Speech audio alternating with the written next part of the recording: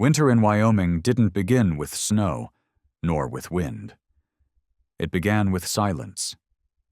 A heavy kind of silence that seeped through the pine forests and crept up the moss-covered rooftops of old cabins. To Elena Riker, that silence wasn't something to fear. On the contrary, it was the only refuge she had left after the war. Her wooden cabin sat on the outskirts of a small town, far from any main road, completely isolated. No neighbors within 5 miles, no car horns, no streetlights, no strangers. Just the sounds of forest birds, the wind brushing across wooden shingles, and the soft crackle of old timber beneath her boots each morning. Elena was once a combat medic in the U.S. Army, with over 20 years of service in the brutal heat of Middle Eastern war zones. She had long lost count of how many wounds she'd stitched, how many chests she'd compressed, or how many hands she had held in their final seconds. She had known how to keep others alive, but somewhere along the way, she had lost herself. When she left the military, she brought home no medals. The only things she carried back were screams in her sleep, the choking anxiety in a crowded grocery store, and a dread for sounds others found harmless. The clang of a hammer, the beep of a garbage truck, the whistle of wind cutting through a door frame. Elena was diagnosed with severe PTSD. She had tried therapy. She had tried living in society again. But the fluorescent lights of the city made her flinch. The curiosity in a stranger's eyes made her breath hitch. And the soft question, "Are you okay?" made her want to disappear entirely. So she withdrew. Not because she was weak, but because she knew the only place she belonged was where silence lived. She made her life inside the old cabin, repairing it with her own hands. She chopped wood each day, tended a small vegetable garden. No TV, no social media. Her phone stayed on silent, no one called, and she didn't want to. Her mornings began with black coffee, a single sip for herself, and the rest poured gently onto the roots of a wild orchid by her porch. She didn't subscribe to newspapers, didn't accept mail, and never left the cabin unless absolutely necessary. To the world, it looked like isolation. To Elena, it was survival. On some nights, she sat by the fire, flickering shadows dancing along the cabin ceiling, her hands curled around an empty mug, eyes staring into the kind of void no words could name. People might think she was reflecting, but really, Elena was trying not to remember. Then, one night the sky cracked open with rain, the wind howled against the eaves, thunder tore through the forest, and amidst the storm, she heard something else. A sound that didn't belong to the storm. A hoarse, broken whimper, prolonged, painful. It wasn't fear that rose in her. It was instinct, the reflex of someone who knew the sound of despair when it came from the gut. Elena grabbed a flashlight, pulled on her heavy coat, and stepped out into the downpour. She had no idea that just a few steps from her door, she would come face to face with a part of herself, in the form of a 4-legged creature, soaked to the bone, fragile and thin, staring at her with the eyes of someone who had also seen war. A German shepherd. And from that moment on, Elena's silent life began to breathe again. The rain kept falling, hard and relentless, like memories that refused to dry. Her flashlight wavered over puddles and fallen branches. Her boots sank into soft earth near the creek behind her cabin. Then she saw it. A dark shape, almost blended into the slope, unmoving by the edge of the ridge. When her light landed on it, she realized it was a dog fur matted with mud and dried blood, one leg twisted beneath its body, shallow breaths barely visible, eyes open but quiet. She didn't call it, didn't clap her hands. "No, it's okay, boy." She simply slowed her steps, lowered her light, and knelt in the rain. The dog didn't panic, didn't beg. It just knew, as if it knew she was the last thing it would see, and it no longer resisted. But Elena had seen those eyes before, in a field hospital in Helmand, in a mortar attack in Kunduz, in the bunker during a midnight siege. It was the look of someone caught between life and death, and all they needed was one person to believe they were worth saving. "You're not dying here," she whispered.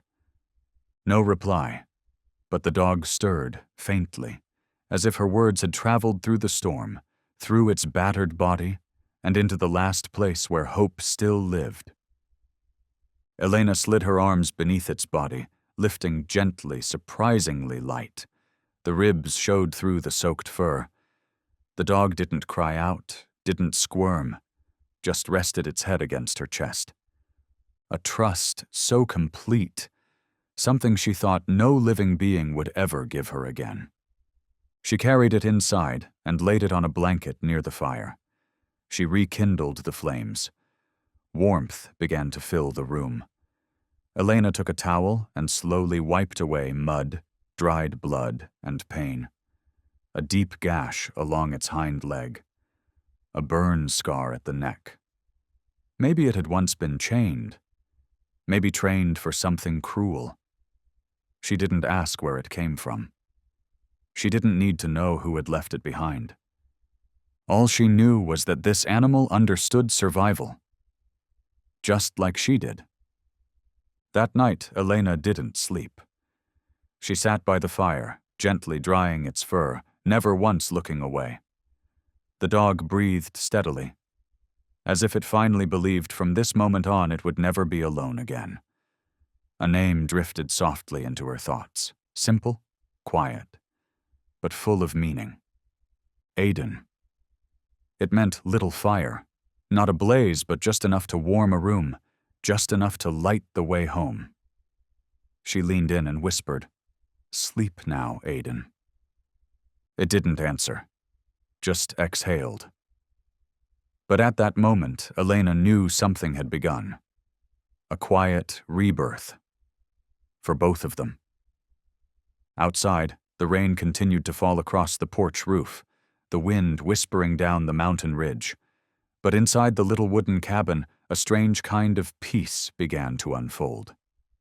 Elena remained there beside the strange creature that had wandered into her life less than an hour ago, almost afraid to move, worried that if she blinked, it would all dissolve into a rain-soaked dream.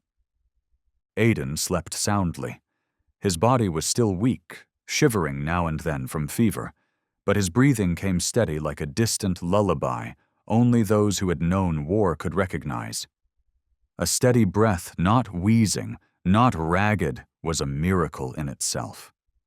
The next morning, Elena made coffee as usual, but for the first time in years, she didn't drink it alone. Aiden still lay there, head lifting slightly at the click of the gas stove, then lowering again, his eyes fluttering shut.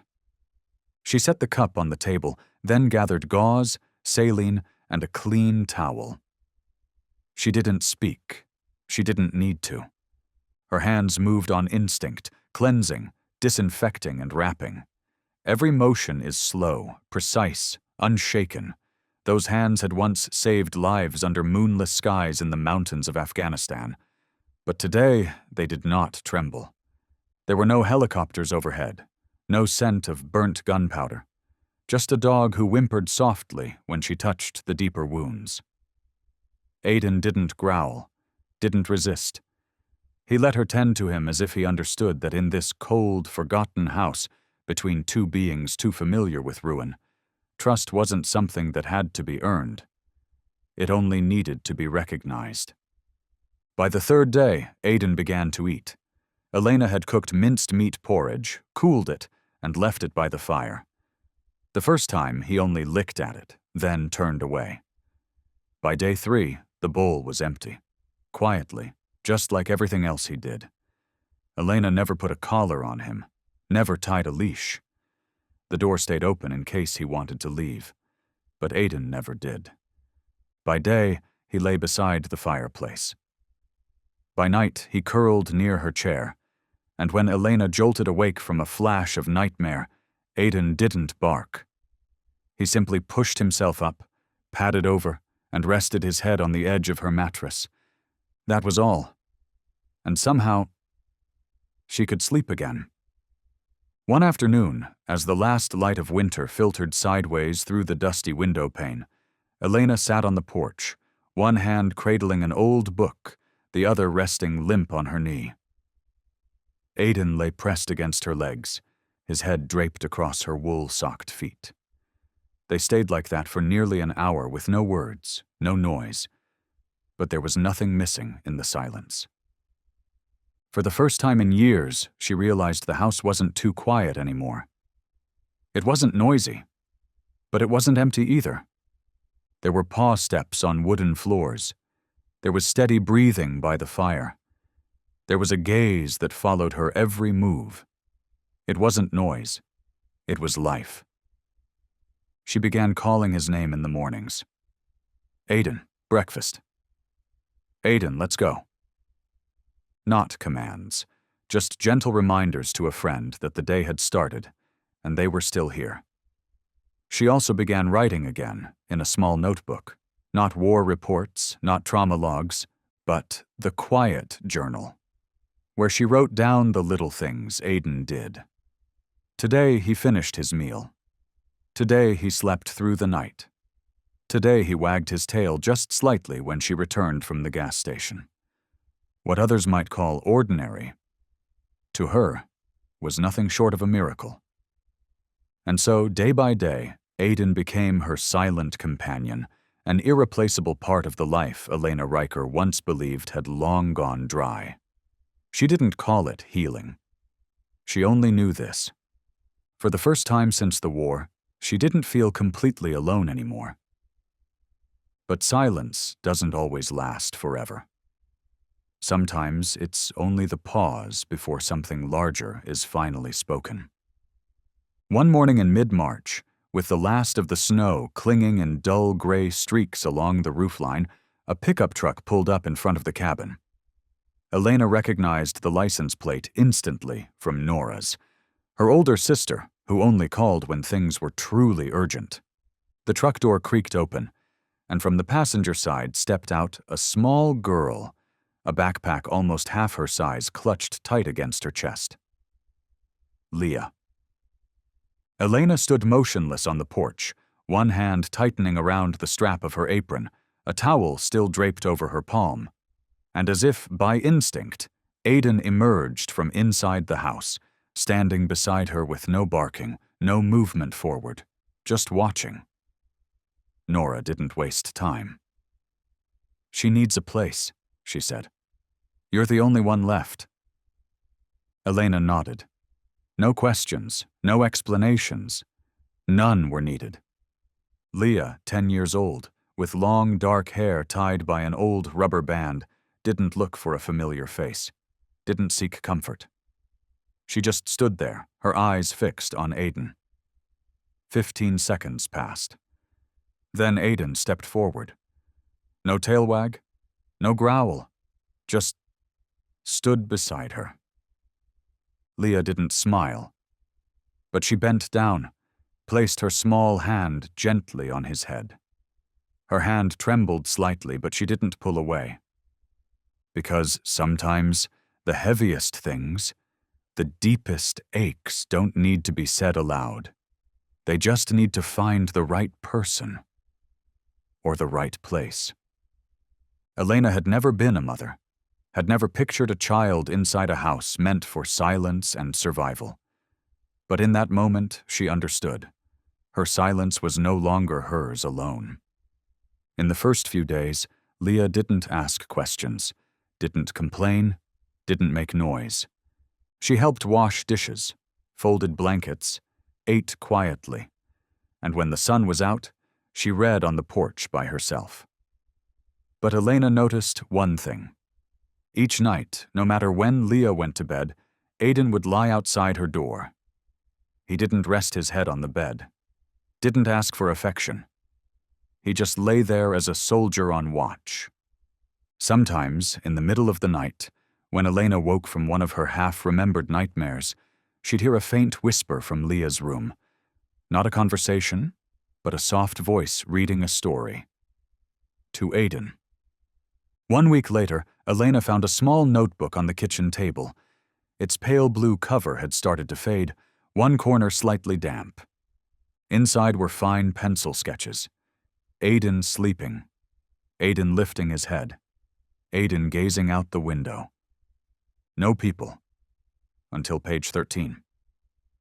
Elena paused. There, a simple sketch. The back of a woman sitting near the fireplace, a coffee mug in hand, her eyes lost in the flames. No face, just shadow. But Elena knew it was her. No one had taught Leah how to draw that. And no one had taught Aiden which door to guard each night. It wasn't training. It wasn't duty. It was instinct. The kind of recognition only shared between souls who had known hurt, who had known loss, and now recognized each other. Leah hadn't said thank you, hadn't called Elena aunt. But every morning, the girl sat by Aiden's bowl, poured water into the metal dish, tapped twice, and whispered, "Wake up, friend." And from the kitchen, Elena heard that clearer than any words she had ever received in her life. To Aiden, his bond with Leah formed like rain soaking into dry earth. No effort, no timeline. From the moment the girl crossed the threshold with that worn-out backpack and quiet eyes, Aiden had chosen to stay beside her.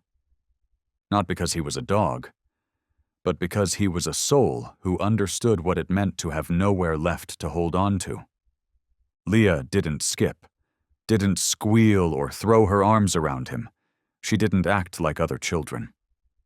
She just sat nearby, looked up when Aiden shifted positions, and sometimes smiled.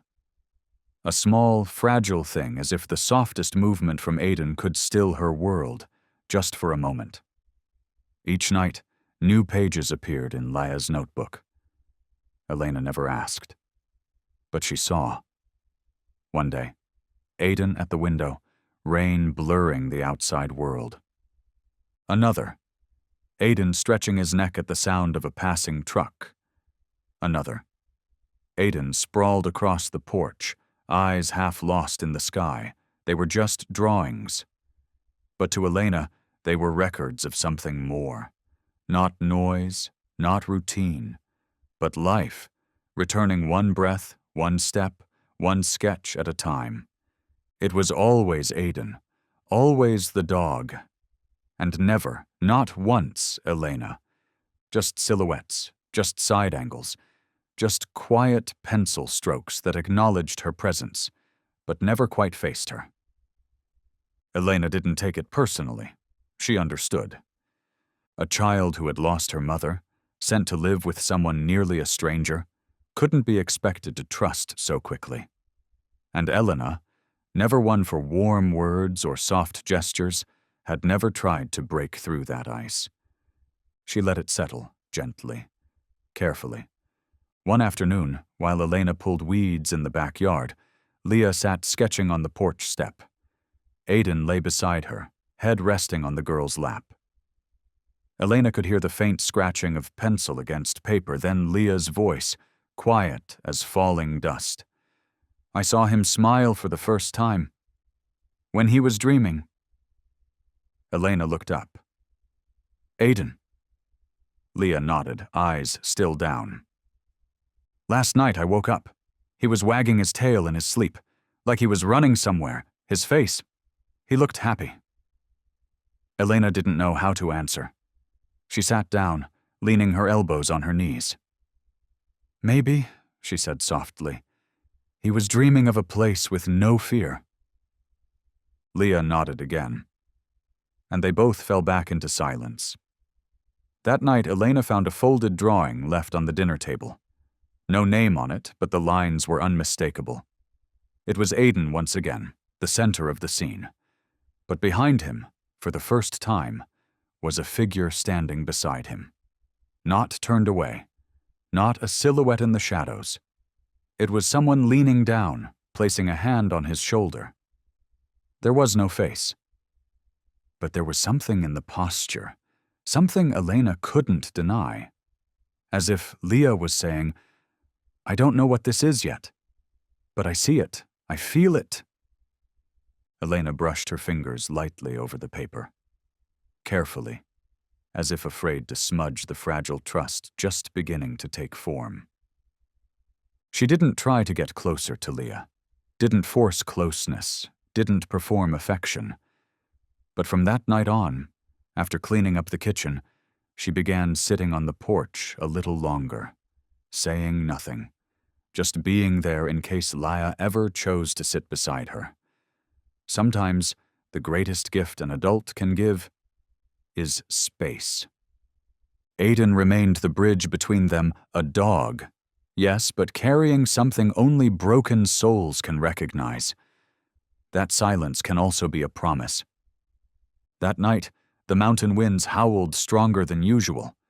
The cold settled in fast, and Elena, as always, locked the doors, turned off the lights, and left just one lamp burning amber and small in the window.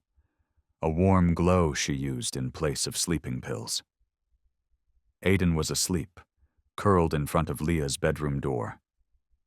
Everything felt normal, until the nightmare returned. Elena jerked awake, her nightshirt soaked in sweat, lungs tight, breath coming in shreds, eyes wide open but seeing only what wasn't there, the battlefield, the gunfire, the screaming, the hot blood on her hands. She bolted upright, arms clutching her head, trembling. Her heart pounded so loud she feared it would burst. Her throat burned, her lips clamped shut, terrified of making a sound. Then soft footsteps. No knock, no whisper. Leah stood in the doorway, hair tousled, barefoot. In her hands, a sketchbook, draped over her shoulders, a small blanket. She didn't ask questions, didn't offer comfort, didn't say, "Are you okay?" Because sometimes those words only make the fear worse. Leah walked over, set the notebook on the bedside table, climbed onto the sagging mattress, and tucked herself under the blanket beside Elena. No words. Just one small arm wrapping around her from behind. It was a light embrace, but steady. Enough to let someone breaking apart know there's a heartbeat next to yours. Aiden padded in moments later. No sound, just placed his head at the edge of the bed, eyes half closed, nose brushing the pillow. A quiet confirmation. Everyone's still here. At that moment, Elena wasn't a soldier, wasn't a protector, wasn't even the adult in the room.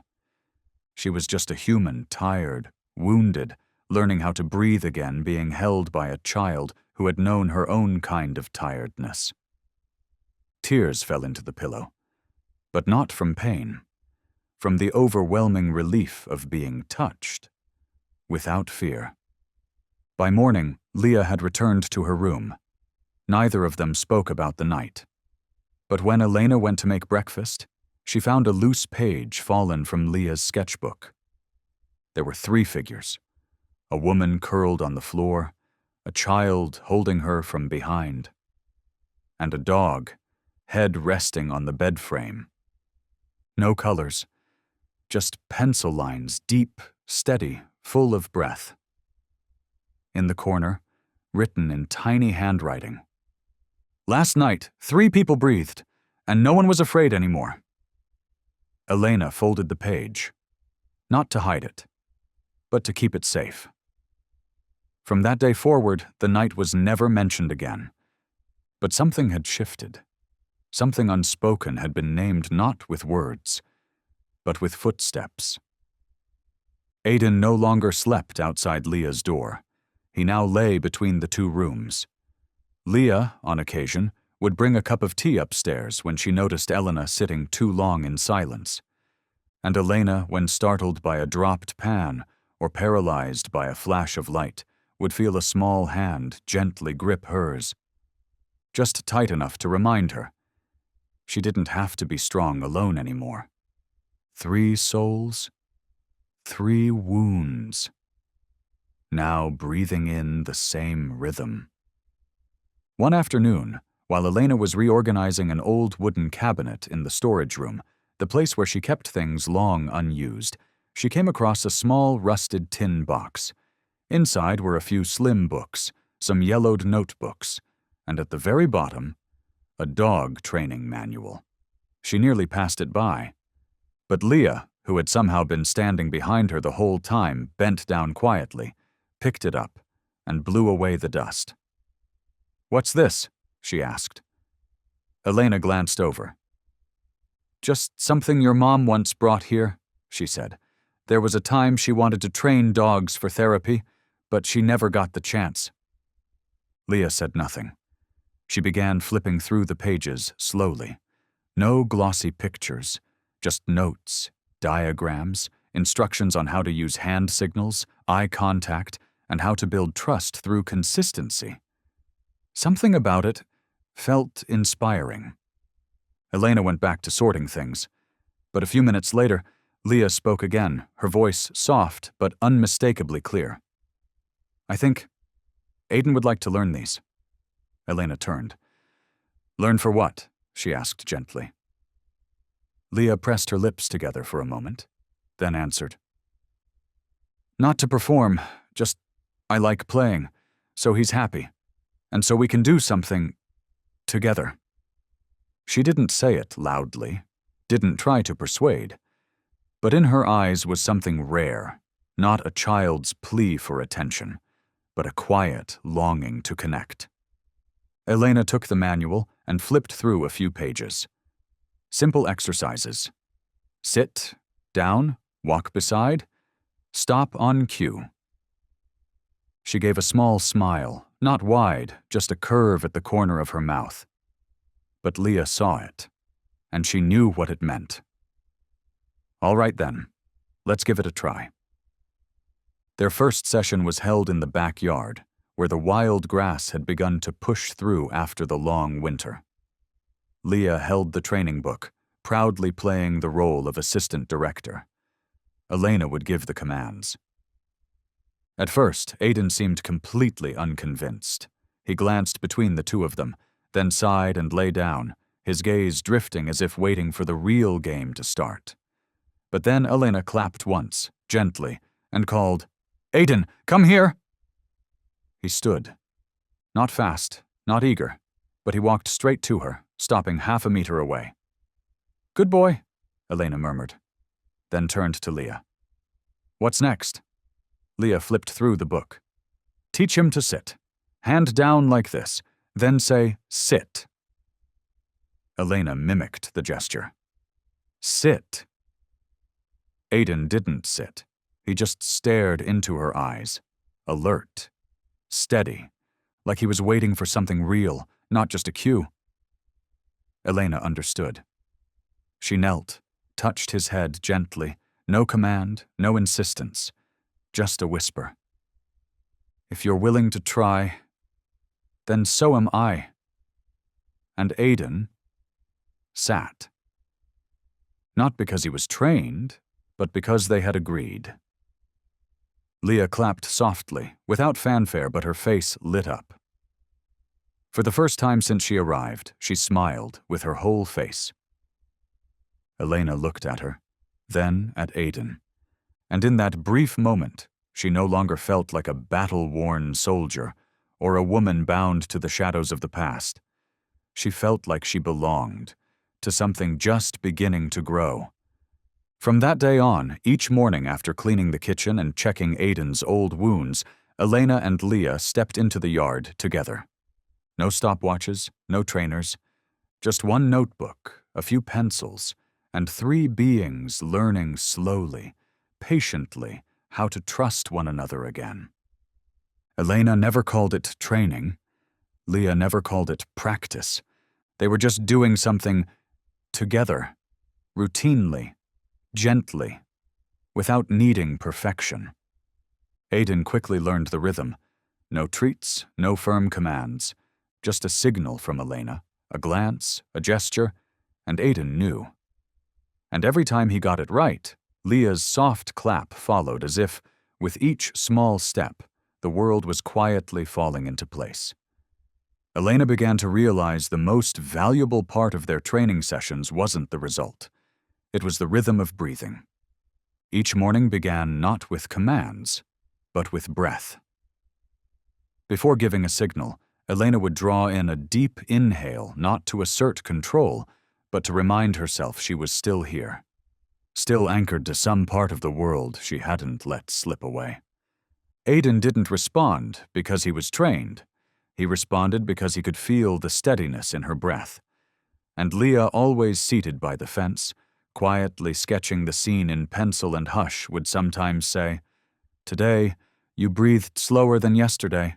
Aiden walked softer, too." No one had taught her to say that. But Elena understood. She understood that each exercise wasn't just for Aiden's reflexes. It was how the three of them, each carrying their own fracture, were learning how to feel in control again. One day, a truck engine roared too close to the cabin, and Elena's body spiraled. She dropped to the grass, breath clipped and erratic, the world spinning. Leah rushed to her. No questions, no panic, just placed a small hand gently on Elena's back. Aiden stepped in front of her, calm and focused. He didn't bark, didn't panic. He simply placed a paw on her knee, tilted his head, and locked eyes with her as if to say, "Inhale." Slowly. "You're still here." And Elena did. Inhale. Exhale. Again. The session was canceled that day, but something had quietly shifted. It wasn't a lesson for Aiden. It was a lesson for Elena. That when she couldn't control the world outside, she could still choose how she responded to it inside. That afternoon, as sunlight softened across the worn fence posts, Leah came forward with a new drawing. This one was different. Aiden was no longer alone on the page. He was walking behind Elena, tail raised in a light wag, head tilted gently. And for the first time, Elena's face was drawn not in detail, but clear, facing forward, no longer staring into void. "What did you see when you drew this?" Elena asked softly. Leah smiled. "I saw Aiden walking behind you," she said. "But you were leading." Elena froze. She hadn't thought of herself as someone who led anything since the day she left the military. In her own mind, she was just a survivor. Someone who had been dragged from a battlefield carrying wounds no one could stitch shut. But now, every cue she gave Aiden, every lifted chin, every deliberate step, it was all saying, "I'm moving forward." And someone was choosing to follow. Leah. Aiden. And maybe a version of herself she had never known. From that day forward, things felt different, not drastically, but just enough for her to notice. Mornings were no longer a cycle of repeated tasks.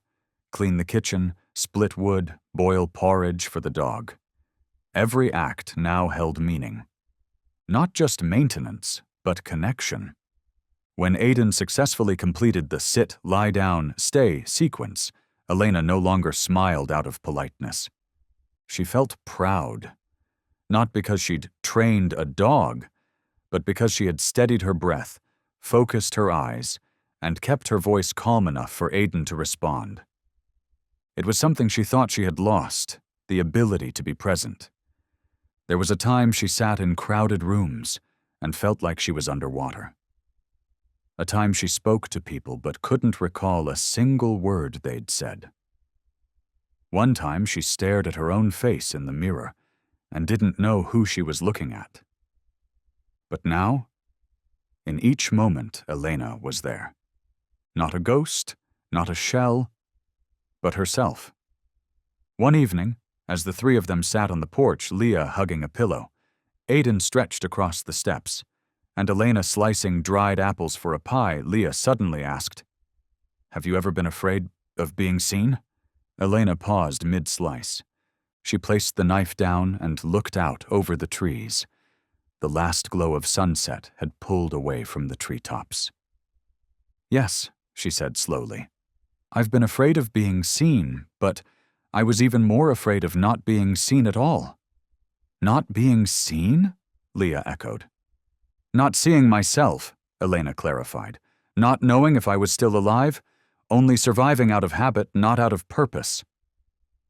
Leah was quiet, but her gaze stayed on Elena. And it wasn't a pity, it was recognition, like someone who had been lost in that same limbo. "And now?" Leah asked softly. Elena turned. "Now," she said, "now I feel alive. When Aiden understands me, when you smile, when the air turns cold and I know it's almost pumpkin pie season." She swallowed a lump in her throat. "And when I can answer your question without being afraid, it'll break me." Leah didn't say anything more. But she pulled a small paper from her pocket, not a drawing this time, but a short poem. Childlike, scribbled, uneven, but full of truth. Someone once lost themselves, then found the way back in a dog's footsteps, and the eyes of someone who never asked, "Are you okay?" I just stayed, quiet, and waited. Elena held the paper. She didn't know what to say. But she knew this wasn't an assignment. It wasn't a game. It was proof of trust. Later, during a trip to the town supply store, her first in months, Elena stood at the checkout line. Aiden sat calmly at her heel. No leash, no commands, just presence. An elderly woman behind her said softly, "My, you've trained that dog well. I'm impressed." Elena turned, and for the first time in years, she smiled, not politely, but honestly. "Oh, I didn't train him," she replied. "Oh? So he's just naturally well-behaved?" Elena paused, then said, "Not exactly. We learned together." And as she paid for her things, Elena felt something unexpected. She was being seen. And for the first time in a very long time, she wasn't afraid of it. That afternoon, when they returned home, Leah sat on the porch steps, her hand resting on Aiden's head as he dozed beside her after the long ride. On her lap was a thin packet from the veterinary clinic, a slightly smudged full-color flyer that read, "Countywide Dog Obedience Competition next month at the Town Civic Center." Leah didn't speak right away, but her gaze kept drifting from the flyer, to Aiden, to Elena, as if weighing whether it was okay to say what was quietly blooming inside her. Elena was out by the fence, watering the vegetable beds. The breeze stirred the leaves gently, rustling like whispers across the yard. And then Leah spoke. Not suddenly, but without hesitation. "Auntie, do you want to try the contest?" Elena froze. The hosewater continued its path, a thin stream hitting the dirt, soaking into the dry earth until it overflowed. She turned, eyes moving from Leah to Aiden, who had lifted his head, as if he'd heard too. No bark, no reaction, just his eyes on Elena. Waiting. "Try what?" Elena asked. Her voice had lost the usual firmness. "The competition," Leah said, lifting the flyer. Her hand trembled slightly. "In town. I think Aiden could do it. And you, too." Elena walked slowly over and sat beside her. She took the flyer and scanned it line by faded line. Basic command sequences, response to audio cues, walking off-leash beside the handler. She felt her throat tighten. Sweat pooled in her palms, despite the gentle weather.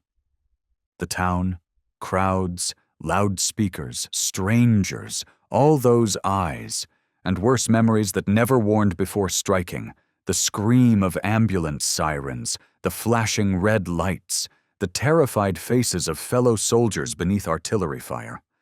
It all rushed in not with noise, but with weight, like a gray wave cresting high and cold, returning her to the canvas walls of the field hospital, blood at her boots, voices crackling on the radio, the smell of smoke. Leah was quiet for a while. then said gently, never pushing, "It's okay. I just thought if Aiden was on that stage, people could see how amazing he is. The way I do." Elena looked at her. There was something in Leah's eyes, not expectation, but hope. The kind of hope only children who've lost something understand. The kind they don't place in outcomes, but in trying. Elena took a long breath. "I don't know, Leah." Leah smiled soft and real, her fingers trailing down Aiden's back. "Me neither," she whispered. "But I don't think we have to know. We just go. Try." Elena let out a small laugh. This time the smile tilted unevenly, but unforced. "Then I guess we'll try." Aiden wagged his tail, the kind of answer that didn't need translation. That night, Elena sat alone in the kitchen. Her tea had gone cold in her hands. Outside the window, the trees rocked gently in the wind, like memories passing through, no longer clawing, just gliding by. She closed her eyes. The battlefield returned. But this time, the images didn't splinter her. They passed, like familiar ghosts nodding at someone who was learning to live again. She opened her eyes and looked toward Leah's room, where the little girl now slept beneath a poster for the competition, taped above her bed. Then her eyes drifted to Aiden, curled beneath the kitchen table, chest rising and falling in quiet rhythm. She knew now. This time she wasn't going in alone. That morning, the city sky hung gray, but it wasn't cold. Thin clouds drifted slowly, casting soft light over a town buzzing with weekend energy. Inside the Civic Center, an old gymnasium, now repurposed for local events, the loudspeaker echoed at steady intervals. Team announcements, heat schedules, cheering voices. Elena stepped out of the car, her hand rested lightly on Aiden's back. Not to control him, but to steady herself. She felt the trembling begin at her fingertips. Her heartbeat thundered not from any real danger, but from a place deeper than reason. This wasn't rational fear. This was the reflex of memory, the neon glare of the signage, the echo of the loudspeakers, the blur of passing faces smiling, observing, unaware. All of it pulled her back to her time on duty, when every sound might mean danger. A light wave of dizziness swept over her as they entered the lobby. And then she felt a gentle tug on the leash. Aiden wasn't pulling, wasn't anxious. He simply turned his head, met her eyes, and waited. Aiden. He didn't speak, but his gaze said everything. "We've come this far, and you are not alone." Leah reached for her hand not tightly, but firmly enough. She didn't ask, "Are you okay?" because she knew. Grown-ups can nod yes 100 times and still not be fine.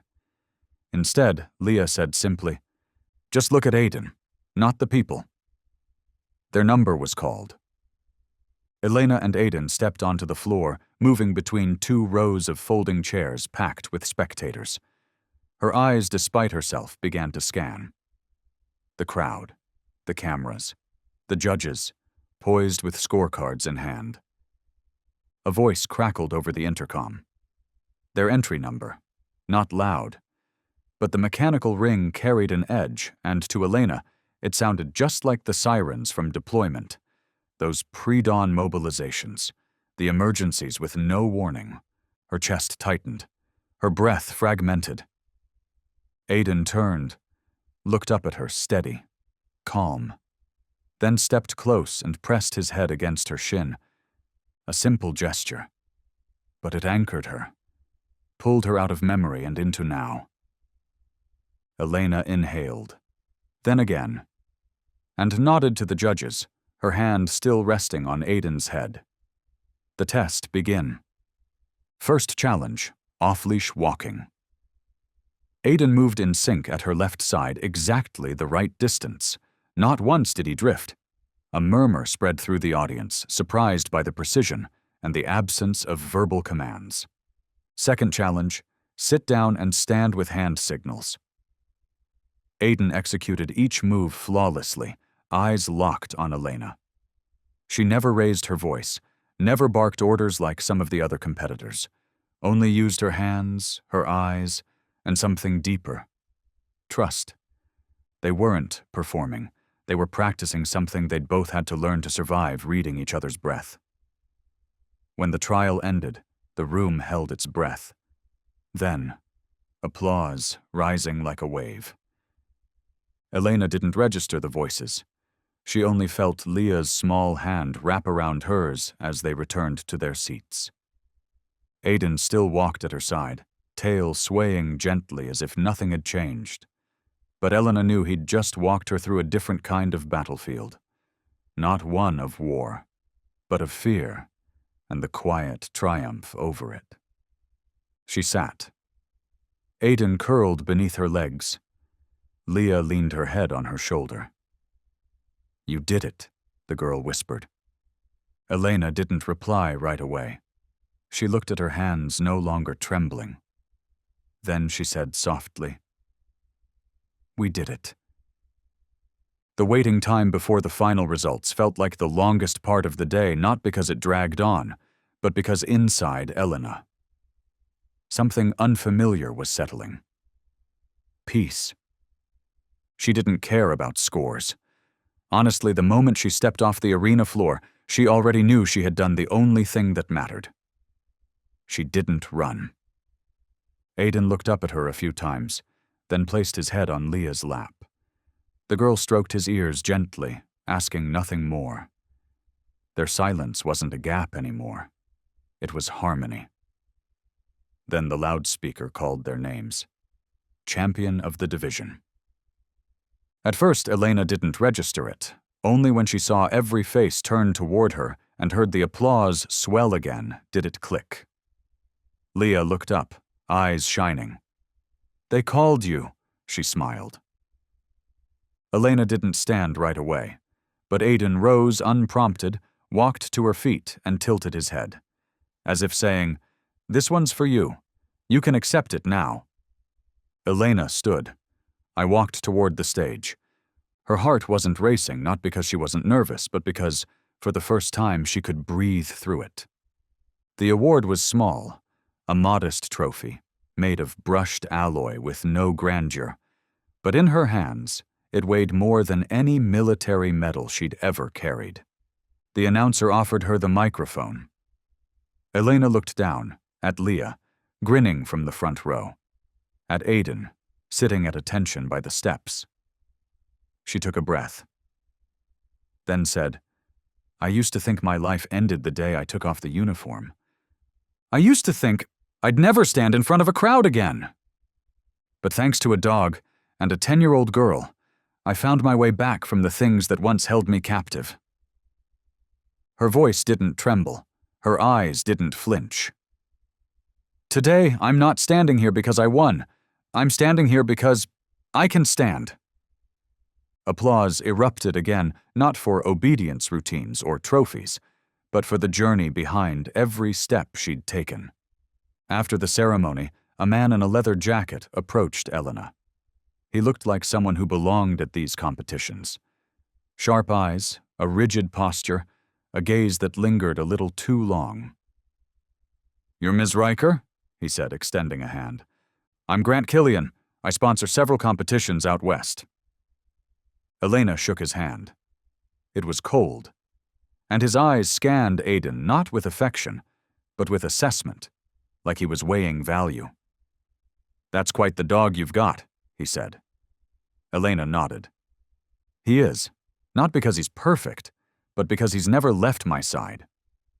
Grant gave a thin smile. "I run a few advanced training camps. If you ever want to take Aiden to a professional level, give me a call." He handed her a business card.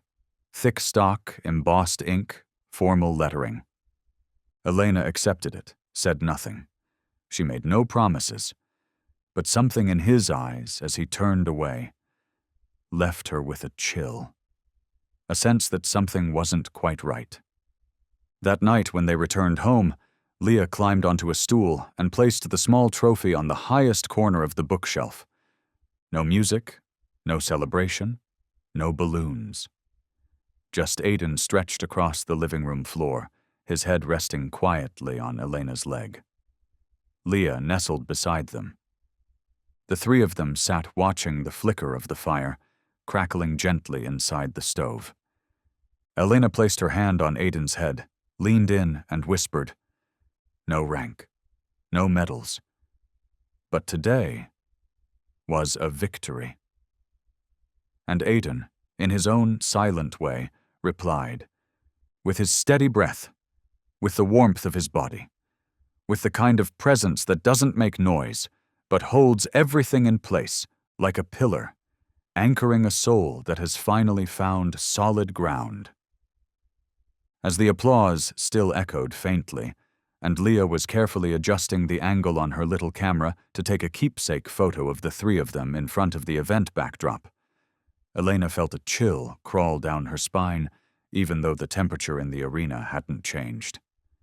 She turned her head, not knowing if it was instinct or reflex, and caught a gaze fixed directly on them.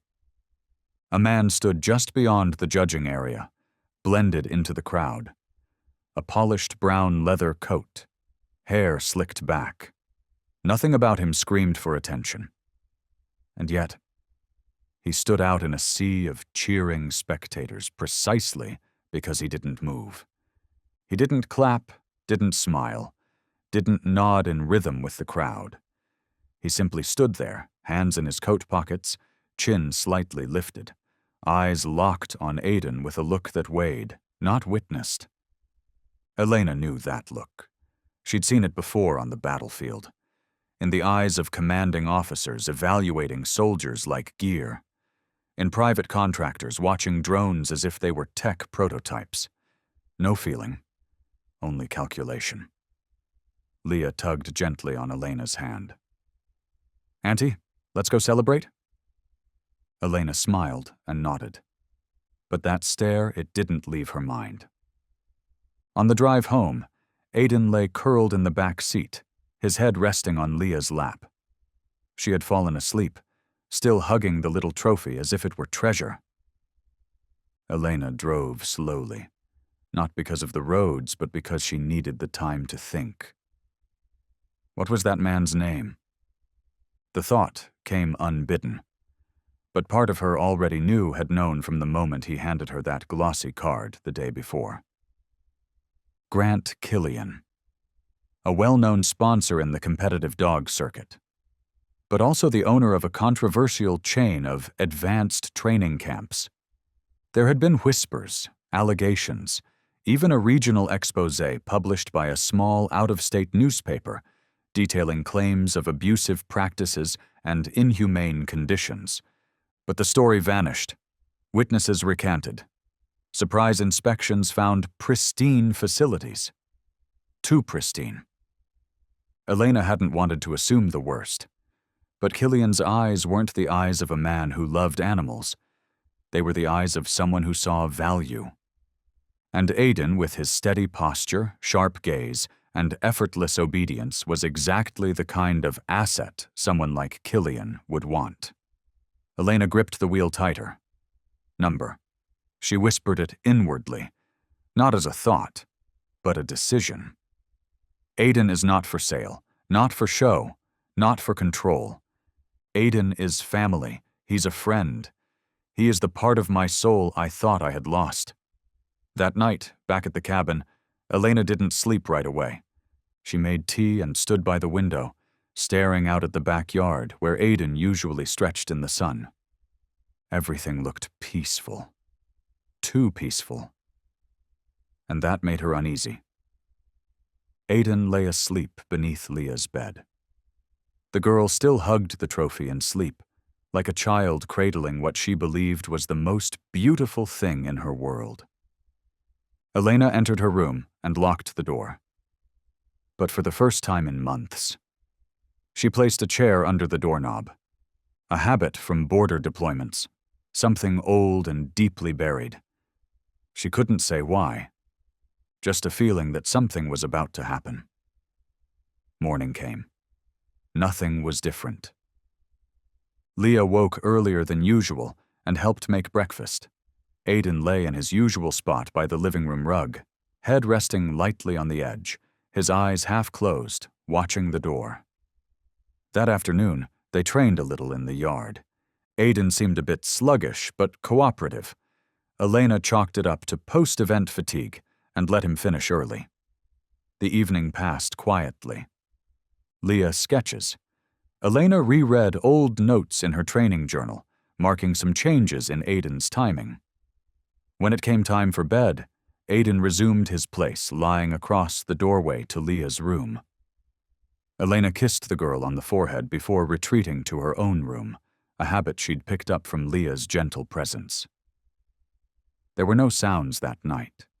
No barking, no footsteps, just silence. So deep it hummed. Monday morning. Elena woke later than usual. Sunlight had already stretched across the bed, warming the sheets. She slipped on her sweater, intending to make tea. But when she opened her door, she paused. The chair from the night before, the one braced under the doorknob, was pushed askew. She frowned. Maybe I misaligned it, she reasoned. Maybe I didn't wedge it properly. She stepped into the hallway. The house was quiet. Too quiet. No nails clicking across the wood floors. No tail thumping. No Aiden. She crossed the hall and opened Leah's door. The girl was still fast asleep, but Aiden wasn't there. The space by the door where he always curled up was empty. A weight rose in Elena's chest, a sharp, nameless panic. She called out, "Aiden?" No response. She called again. Still no pause. No rustling. Only emptiness. Elena ran down the hallway, checking every room. Nothing. She burst out into the backyard. No paw prints. The gate was still locked. She rushed around to the back kitchen door, and her heart clenched. The door was ajar. The heavy wooden door, usually stiff, needing force to open, was now swinging slightly in the morning wind, creaking gently. The lock hadn't been broken. No signs of forced entry. But Elena stormed into the backyard, her eyes scanning every square foot of grass, every fence corner. Nothing. No barking. No sign of Aiden. She ran back into the house. "Leah, down here!" The girl came stumbling down the stairs, still groggy from sleep. But when she saw the look in Elena's eyes, she woke fully. "What's wrong?" Elena didn't answer right away. She opened the cabinet near the door.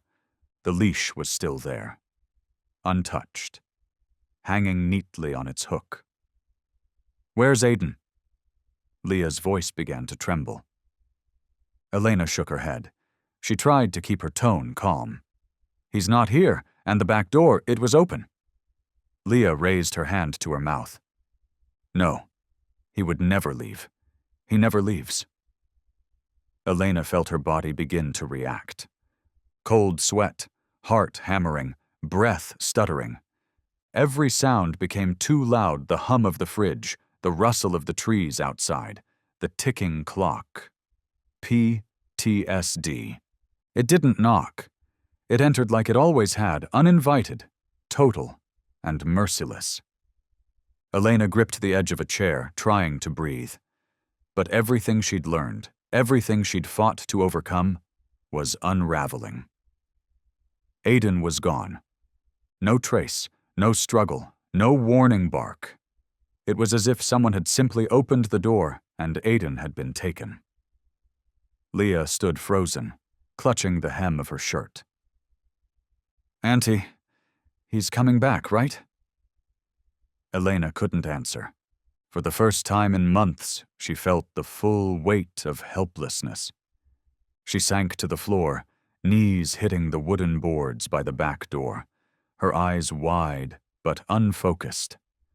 Every sound turned into a dull, suffocating hum. Her hand moved to her chest, to the place where a formless pain began to spread like frost. She couldn't breathe. She couldn't control her limbs. Her body folded inward. Her jaw trembled. And inside her mind, memories exploded without mercy. The first time she lost a fellow soldier. The ambush when she had to leave behind a young medic in the dust. The night she woke up deafened by her own screams, ones she had never released. And now, this, losing Aiden, not to war, but because she let her guard down just once, one mistake, and it had cost her everything. Elena curled in on herself, arms around her shoulders, her face blank. She didn't cry, she couldn't. Like a well-run dry, no matter how hard you shake it, not a single drop will fall. Leah stepped forward. Slowly, without speaking. She didn't understand the depths of what was unraveling inside this adult, but she could feel one thing clearly. Elena, the steady one, the one who always said, "It's going to be okay," was breaking. Leah knelt in front of her. Her small hand reached out, rested on the back of Elena's trembling hand. No reaction. "I know you're scared. I'm scared too, but please, don't disappear again, okay?" Her voice cracked. "I only have you now." 5 words. No decoration, no lesson learned from any book. But they sliced through Elena like an arrow, straight into the softest, most hidden place in her chest. Elena blinked. She turned her head, and for the first time, she didn't see a child who needed protecting. She saw a pair of eyes, holding her back from drowning. Her breath hitched. A soft sob escaped her lips, small, like the first crack in a dam. But Leah didn't let go. The little girl wrapped her arms tightly around Elena, even though her small frame could barely wrap around anything at all. And in that moment, Elena began to cry. Not loudly, not violently. Just tears falling onto Leah's shoulder, drop by drop, as if washing away fragments of memory too long held in silence. She couldn't keep the armor on anymore. She was no longer a soldier. No longer the strong aunt. She was just a woman who had just lost the one thing she didn't know was holding her together, and who was now being held by the one thing she couldn't bear to lose. A child who still believed in her. Minutes passed. Her breathing began to slow. She rested her forehead against Leah's shoulder and whispered, voice raw, "I'm sorry." "It's okay," Leah replied. "But now we have to find Aiden. Remember? We don't let each other disappear." Elena nodded. And in that quiet nod, a spark lit somewhere in the back of her mind, faint but steady. If someone had taken Aiden, then there had to be a way to bring him home. She couldn't let fear win this time, not after all she had survived, not now when she wasn't alone anymore. The next morning, they began. Elena printed the first batch of flyers using the old, clunky printer in her home office, the clearest photo of Aiden front and center, beneath bold, desperate words. "Missing therapy dog, we can't live without him." Below that was her phone number, a promised reward, and a quiet plea. "If you see Aiden, you're looking at the heart of a family." Leah sat nearby, trimming the flyer edges, stacking each set neatly, securing tape to the corners. She didn't say much, but her eyes held a focus more resolute than any soldier Elena had served with. Elena began calling nearby vet clinics, animal shelters, and homes across the region. She drove from neighborhood to neighborhood, posting flyers along fences, pinning them to bulletin boards, power poles, roadside signs anywhere someone might look twice. Some people said they saw a dog like Aiden on a road up north. Some asked, "Are you sure he's missing? Maybe he just wandered off?" Elena shook her head. "Aiden doesn't wander. He always comes back. Unless someone stopped him." She visited the town police station, a place tied to a name she'd hoped to never revisit. Carson Blake, the sheriff, and the man who'd once shared a battlefield with her 10 years ago. Carson stepped out from behind the duty desk the moment he heard her name. Still tall, his beard now streaked with gray, his eyes quieter than she remembered. "Riker? What happened?" Elena handed him a flyer. No speech, just silence and paper. Carson skimmed it, then looked up. "He's a therapy dog?" "He's family," she answered. Her voice was worn thin from 3 sleepless nights. Carson nodded once, then motioned her into the back. The briefing room still smelled of wood and burnt coffee. Elena told him everything the day of the competition. Grant Killian's stare, the eerie silence that followed, the door left ajar. She didn't accuse him outright, but the suspicion in her tone left no doubt. "I don't have proof," Elena admitted, "but my gut, it's never been wrong when someone's life was in danger." Carson leaned back slowly. "I trusted your gut on the field. I'll trust it now."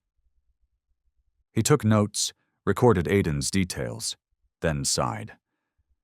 "I've heard of Killian. There've been reports, but he's slick. Big money, sharp lawyers, wide network. But if there's a crack, we'll find it." Elena left the station with something she hadn't felt in 2 days, the sense that she wasn't alone in the dark anymore. That night, back at home, Leah sat quietly, coloring in her sketch of Aiden, this time showing him standing by a fence, eyes fixed on a distant line of trees. "I think he's waiting for us," she said, her voice like a quiet promise. Elena brushed a hand over the girl's hair and replied, "Then we'll find him. Step by step, even if we have to search every inch of this town." The next morning, Elena returned to the sheriff's station, not to hope, but to act. She didn't wear her usual long coat, but a faded army shirt, a quiet reminder to herself, "You've walked into battles before. You didn't run then. You won't run now." Carson met her in the hallway. He handed her a coffee, then pointed toward the information board in the briefing room. "There's something you need to see." Pinned to the board was a satellite map of the western outskirts scattered with private properties, warehouses, abandoned barns, and one red-marked point circled in permanent marker. "Grant Killian, Training Compound X-12, renamed 3 times in 5 years."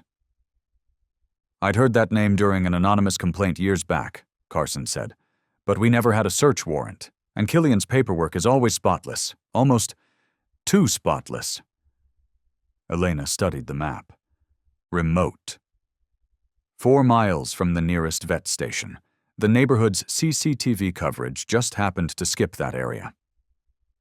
"Exactly," Carson nodded. "I've suspected an underground dog trafficking ring trained dogs stolen and sold into gambling circuits out of state, but never found proof." Elena frowned. "Aiden's not the kind of dog they'd sell publicly. He's already been seen, photographed, documented. If they took him, they had something else in mind." Carson's eyes darkened. "Could be for advanced training trials, or forced performance, sold to overseas buyers." "So a slave, just wearing fur," Elena said, voice cold. "And if he doesn't comply—" Carson didn't finish. He didn't need to. A slow, molten anger began rising in her, not explosive, but like magma under tectonic pressure. "I need to go there," Elena said. Carson shook his head. "You can't. We're working to get a search warrant. If you move now, you'll blow it." "I'm not trying to crack a case," she said quietly. "I'm trying to get my family back." Carson looked at her for a long time, then sighed. "I know you're still the one who acts, but this time, let me act for you." okay? That evening, back home, Elena told Leah what they'd learned. The girl didn't ask when Aiden would come back. She only asked, "If they took him, do you think Aiden's scared?" Elena looked into those eyes that waited for a truth too raw to be sugar-coated. "Maybe," she said softly. "But Aiden, he's the bravest boy I know. Fear won't win, and he knows. We're looking." Leah nodded. "Then we don't stop looking." Elena glanced at the sketchbook Leah had left open, this time a scene drawn at night. Aiden sitting in darkness, but his eyes glowing. Above him, a single star. "What's that?" Elena asked. Leah smiled. "It's the light he's waiting for. It's us." But not everyone believed in that light. 2 days later, while Elena was hanging another flyer for Aiden in the corner grocery store, she noticed something shift. The looks, not pity anymore. But something else, unfamiliar glances, threads of doubt woven into silence, whispers that trailed behind her like a shadow she couldn't shake. At checkout, the cashier, an older woman who once knew Leah's mother, leaned forward and whispered, "I don't mean offense, Elena, but people are talking. Some say you made all this up for attention. Maybe hoping for money? From the media or some rescue foundation?" Elena froze. "Made it up?" "I'm not saying I believe it," the woman said quickly. "But you know how small towns are. A lost dog making it all the way to the city bulletin. Some folks think it's a bit much." Elena said nothing. She simply nodded, paid, and walked out. But inside, something snapped. Elena once thought the fight would only be against fear, against Grant Killian, against time. But now she realized sometimes what wounds deepest isn't a broken door or a missing clue. It's indifference. It's doubt. That night she told Leah everything. Not to complain, but because the child needed to know. Not everyone will recognize what's right from the start. Leah sat quietly for a long time, then slowly opened her old laptop, clicking into a folder marked Aiden. Inside were clips, moments, memories all saved from a phone that barely worked, but always pointed toward the dog that mattered most. She found a video, just over a minute long. Aiden was walking near the park during a light drizzle. In the video, an elderly man slipped at the curb. Without hesitation, Aiden darted forward, placing his body between the man and an oncoming vehicle. Elena could be heard calling out, running to catch up, but it was Aiden who reached him first. Aiden who stood guard. Aiden who held still until help arrived. No one was hurt. But something was protected that day, and it wasn't just a body. It was something far more fragile. Leah turned to Elena. "Can I post it?" Elena hesitated. She never liked being public, but this time, silence had become its own kind of harm. "Post it," she said, "but not for pity. Post it to remind people Aiden is not a dog you forget." The video went live that night with a quiet caption. "The dog in this video is Aiden. Now he's missing, and one grown woman and one little girl are looking for him. Every day." Within 24 hours, the clip spread across local community pages. Comments poured in. "What happened to this dog? Why isn't anyone talking about it? Loyalty like this shouldn't go unanswered." A call came from a local news outlet. The reporter, a former student of Elena's, asked if they could cover the story. Elena agreed, not for attention, but because now, silence was no longer an option. That evening, as the wind whispered against the tin roof, Leah rested her head on Elena's shoulder. She murmured, "I'm not afraid of what people say anymore." "Why?" "Because if we stay quiet, then maybe they do get to believe the wrong thing. But if we stand up, then at least they'll have to look again." Elena didn't answer. But inside, for the first time in days, she felt it. Aiden was being seen, even if he wasn't home yet. The next morning, Elena's phone rang. It was Carson. "There's a video," he said. "Gas station on the northern outskirts. A gray pickup stopped there at 2:47 a.m., the same night Aiden went missing." Elena tightened her grip on the phone. "Did you get the license plate?" "Part of it. It's blurry, but the make and model match a truck once owned by one of Killian's former employees." Elena paused. "What were they carrying?" "Can't say. The bed of the truck was covered. But here's the strange part. 2 hours later, that same truck shows up again on the highway, right near a private vet clinic that was supposedly shut down 3 years ago." "A vet clinic?" "On paper, it's closed, but neighbors say they've seen people coming and going, only at night. No signs, no lights. The door only opens wide enough to let an animal through." Elena stood up. Her palms were soaked with sweat. "We need to go there." "I already filed for a civil inspection order," Carson replied. "But we need a court mandate. If you go now without legal grounds—" "Carson," Elena interrupted, her voice low and firm. "You know me better than anyone. I don't take reckless chances.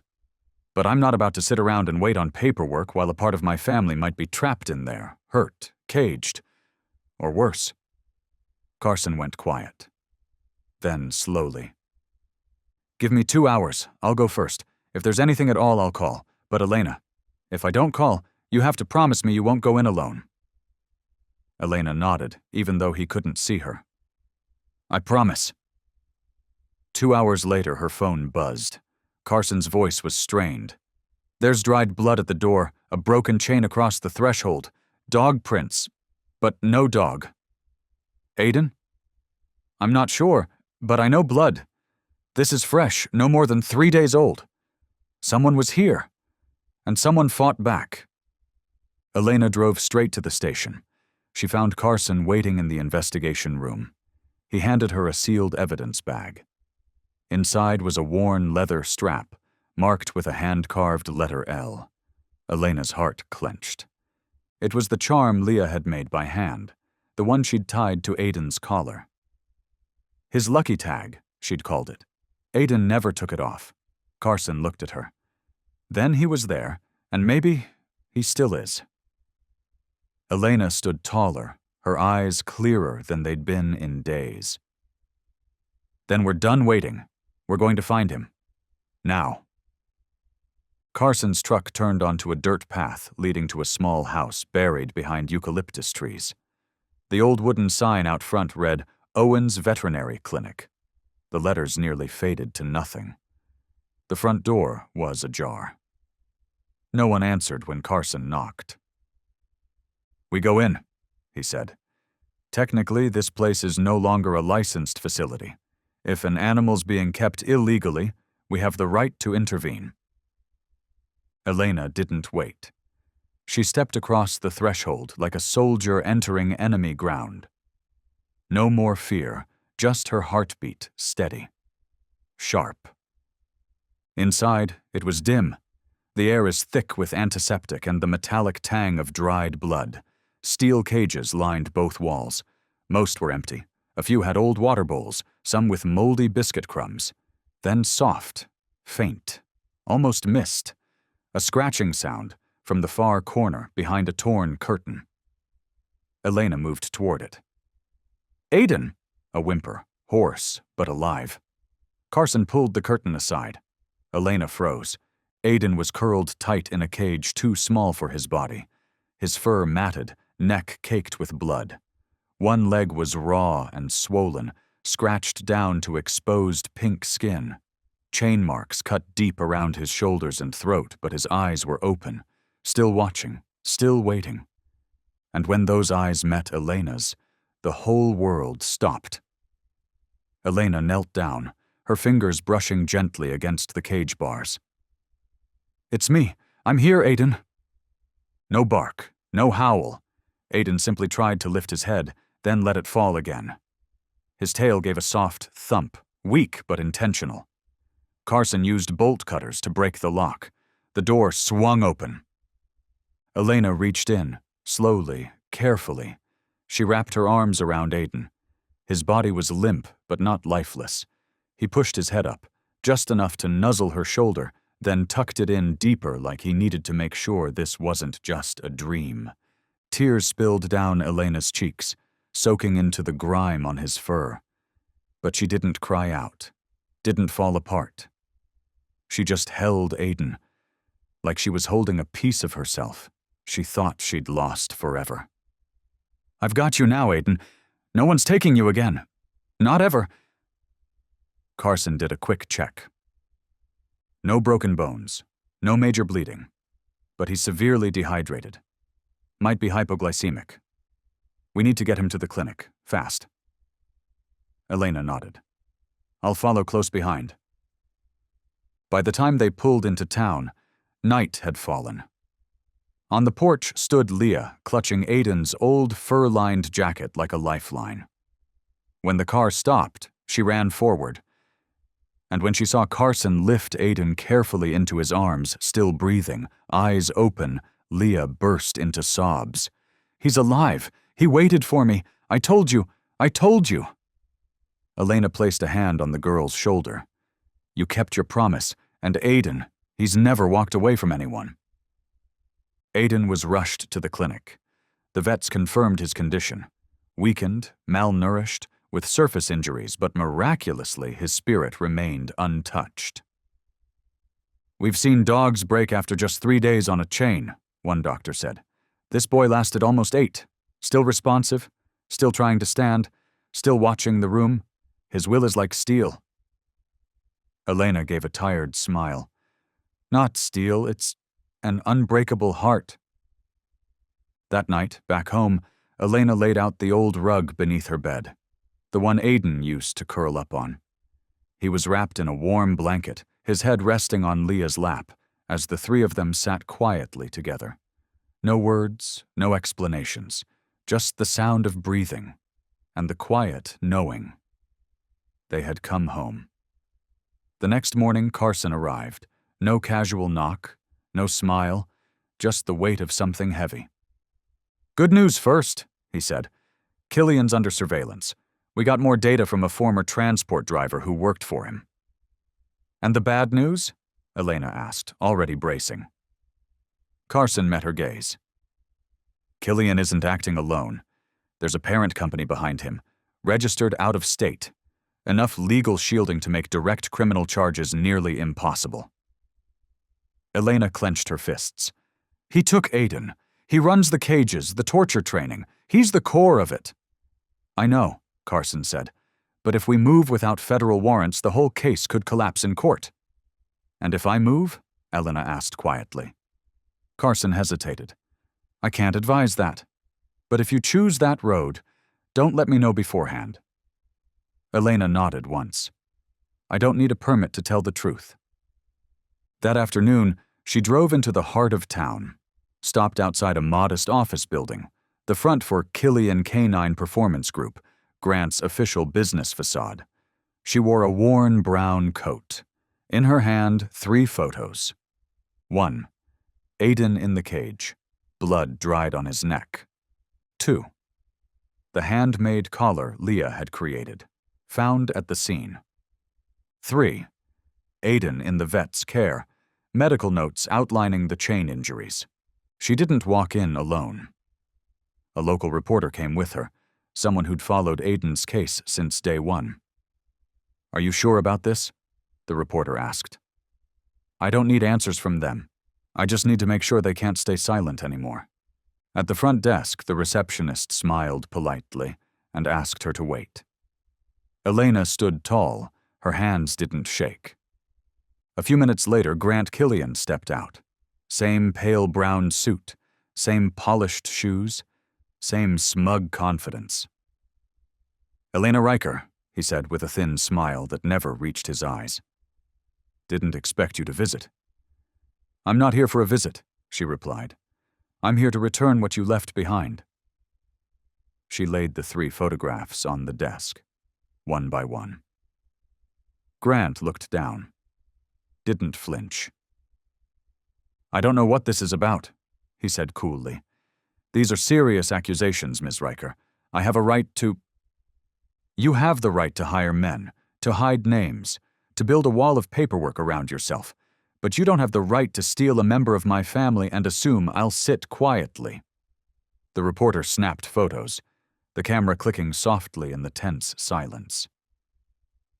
"You know something, Mr. Killian?"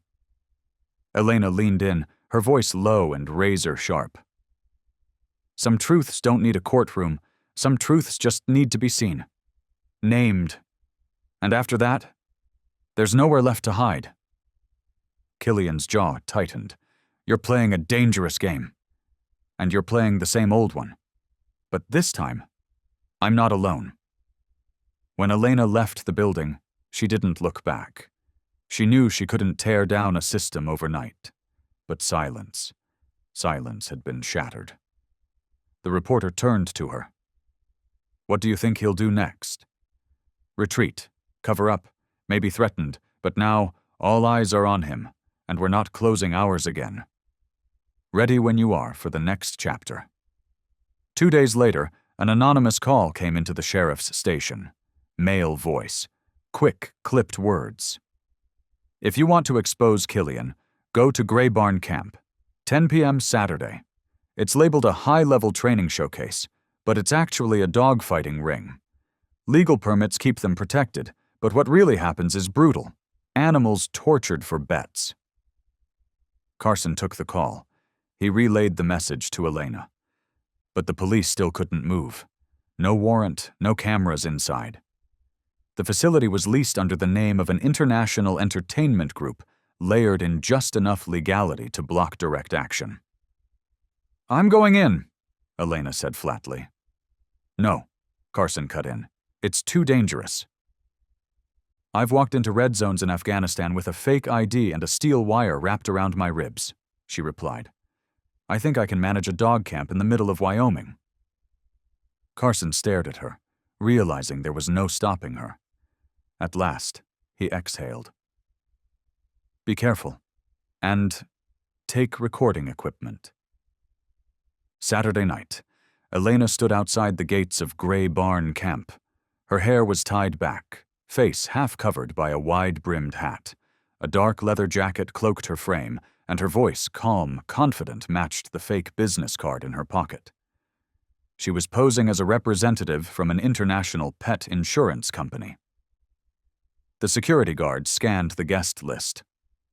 "No Elena Riker." She pulled out a crisp $50 bill, leaned in and whispered, "I'm here for Killian. I won't waste time." The gate opened. Inside, a converted warehouse flickered under dim yellow lighting. Bleachers lined the walls. The air was thick smoke, liquor, and wet fur twisted into something rancid. Guests sat in rows, not rowdy like a casino, just quiet, intense, charged. On the floor were dogs, leashed and waiting.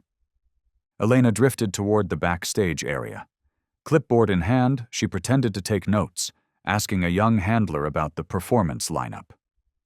Clueless, he handed her a list. Bare bones, but enough. She flipped page after page, then stopped at the fourth. GSD 14. Breed, German Shepherd Code. A 12-note. Extremely alert, requires a special handler. She didn't need a photo. Didn't need confirmation. Just 2 letters. GSD the breed. And the code, a 12. The same military designation Aiden carried. A code that was supposed to be erased. Elena's hand tightened around the clipboard. Then a low voice behind her. "That's an internal list, not meant for guests." She turned slowly. Grant Killian. No surprise, no anger. Just that same thin smile. "I figured you wouldn't stop after our last meeting," he said. Elena tucked the clipboard behind her back, steadying her breath. "And I figured you wouldn't stop either, even after being exposed." "We don't harm anyone here, Ms. Riker. Everything's professionally run. People pay to witness instinct, not injury. Instinct doesn't need chains, doesn't need starvation, doesn't require stripping a dog of its name," Elena shot back. "And anyone who calls this entertainment doesn't deserve to own a dog." Killian stepped closer. "You know what I respect most about you, Riker?" he said. "You don't know fear." Elena held his gaze. "I used to," she answered softly. "But now I know. Some things are worth standing up to, and one of them is men like you." Killian smiled, slow and thin, like he was listening to a bedtime story whose ending he'd already spoiled. "What do you think you're doing here, Riker? Crashing a legal dog event? Secret recordings? Leaking unverified claims?" "I'm naming the truth," Elena replied. Her voice wasn't loud, but it landed like iron. "And I won't be the only one saying it." Killian tilted his head, eyes turning darker. "You really think a few videos and blog posts will bring this system down?" "I don't need it to fall," she said.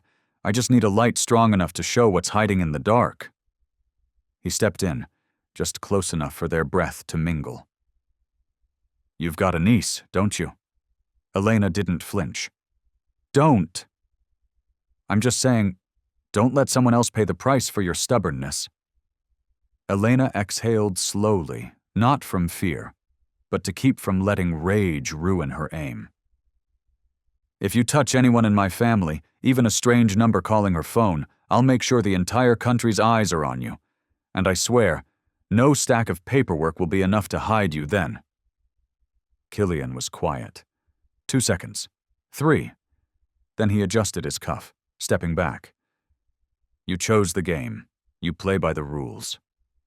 She nodded. "Just not yours." Elena didn't go home. She drove to a quiet roadside cafe, one with strong Wi-Fi and no questions asked.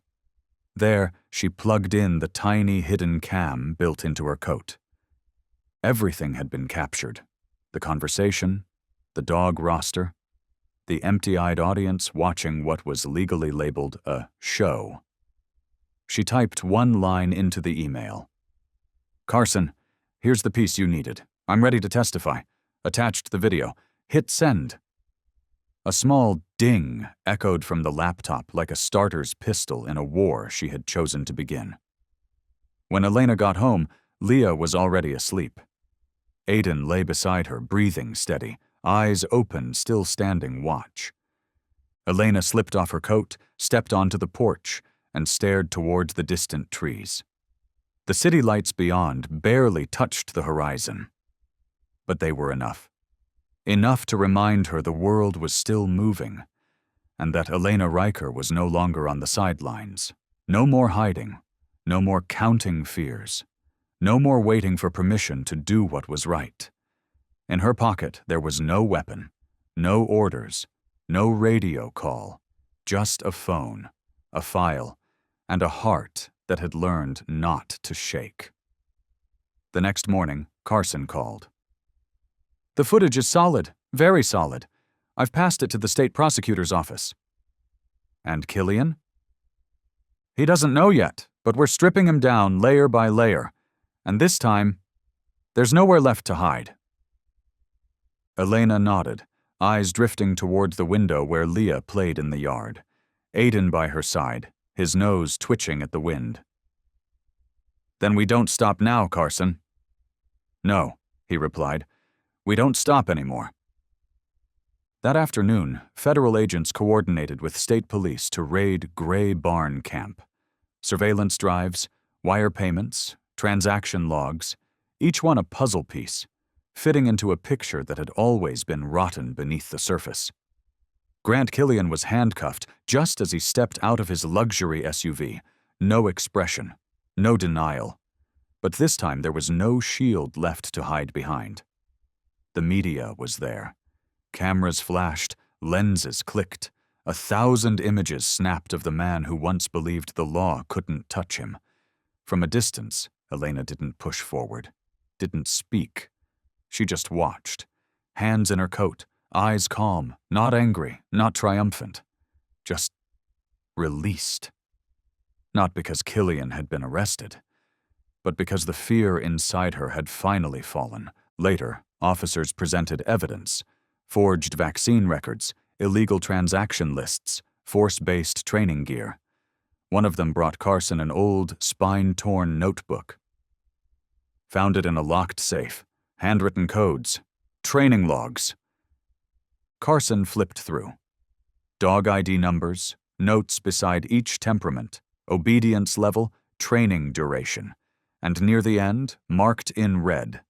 A .12 cannot be conditioned. The psychological bond too strong. Useless for underground use. Discard. Elena stared at the page, her heart pausing for a beat. Then she laughed, quiet and bitter. Not from anger, but because she understood now. Men like Killian never knew what they were trying to break. Aiden wasn't useless. He simply didn't belong in a world where loyalty had a price tag.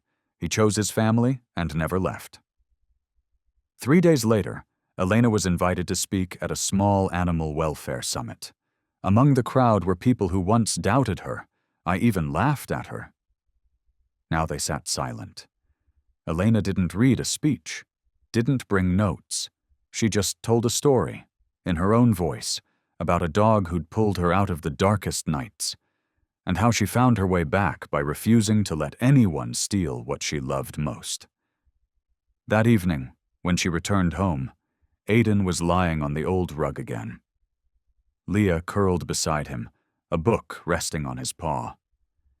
Elena sat near the window, cradling a cup of cold tea in her hands but wanting for nothing more.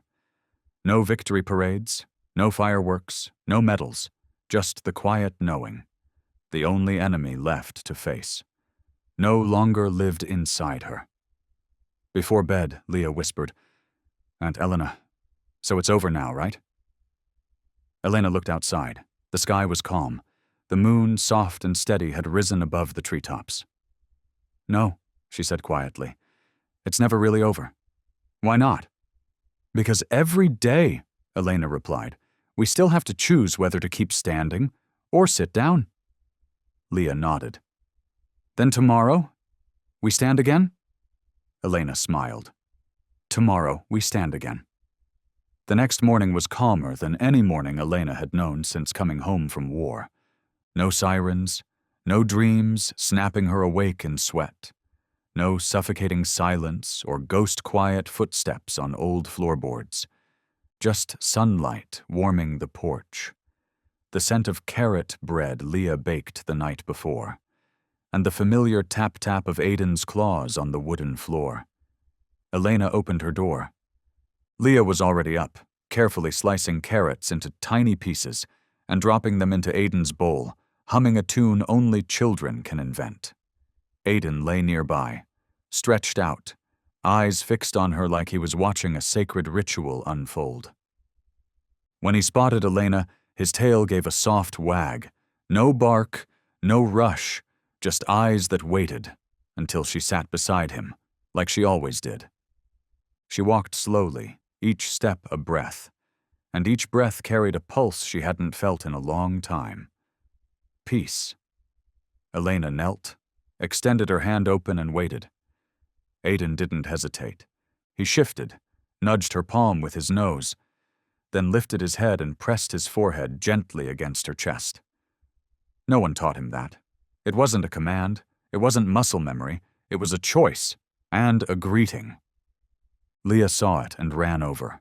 No asking, no fear. She dropped to her knees beside them, wrapped her arms around Aiden from behind, then rested her head on his shoulder and whispered, "I knew you'd come back to me." Aiden gave a low, soft groan, not in pain, but in understanding. Elena tried to speak, but she couldn't. For the first time in years after the battlefield, after the loss, after the endless storm of PTSD and sleepless nights, Elena cried. Not the kind of tears you bite down on, not the kind you hide behind closed doors, but the tears of a child who for once is allowed to fall into someone's arms without being judged. She cried. And Aiden didn't move. Leah didn't ask, "What's wrong?" She didn't wipe the tears. She just held tighter because sometimes we don't need answers. We just need each other. That day, there was no training, no commands, no tasks to check off. They just lived. Together? In the same house, on the same earth that, after everything, no longer trembled with fear, but exhaled a soft, safe rhythm. Elena looked up when she heard Leah giggling. Aiden had snatched the last piece of carrot. She didn't think about victories, or lawsuits, or the man now behind bars. She only thought, we didn't leave each other, and because of that, we still have everything.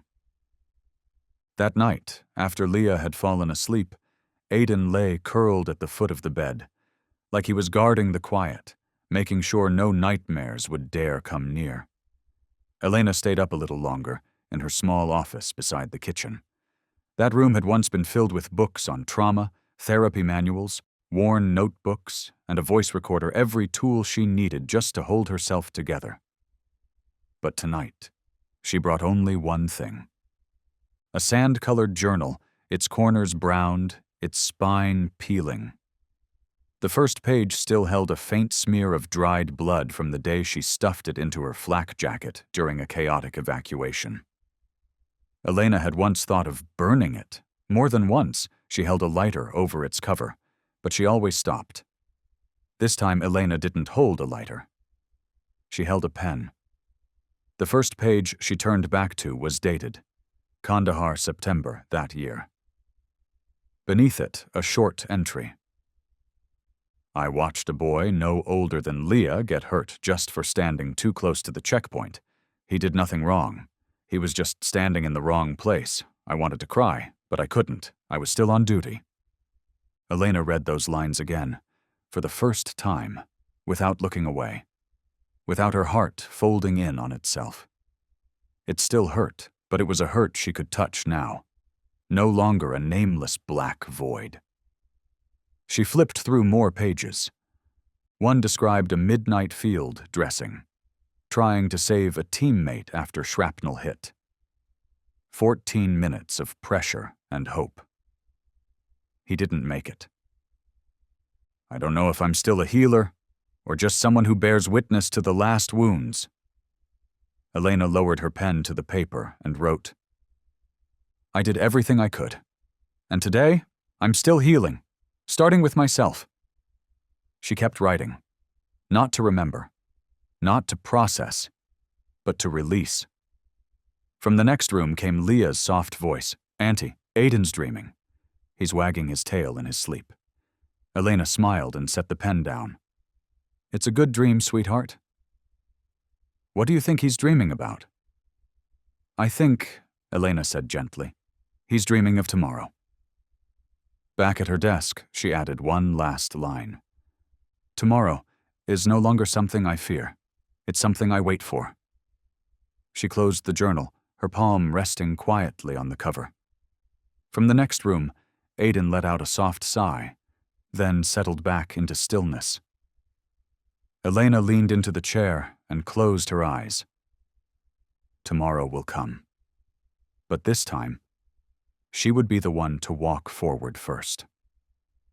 1 week later, the town finally settled down. The media frenzy quieted.